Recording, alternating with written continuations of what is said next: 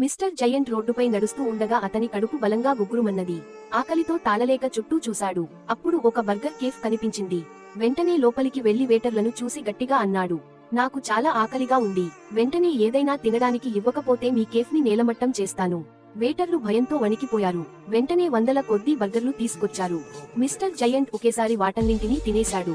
అయినా అతని ఆకలి తగ్గలేదు. కడుపు మళ్లీ గుగ్గురుమంది.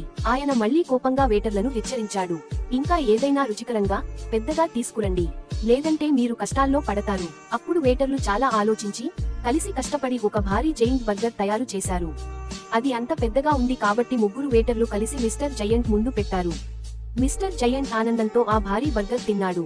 చివరి ముక్క తిన్నాక అతని ముఖం మీద ఒక పెద్ద స్మైల్ వచ్చింది. ఆకలి తీరింది, మనసు నిండింది. ఆ సంతోషంలో ఆయన వేటర్లకు బోలెడన్ని డబ్బులు ఇచ్చాడు. చివరికి మిస్టర్ జయంట్ సంతోషం, వేటర్లు సంతోషం.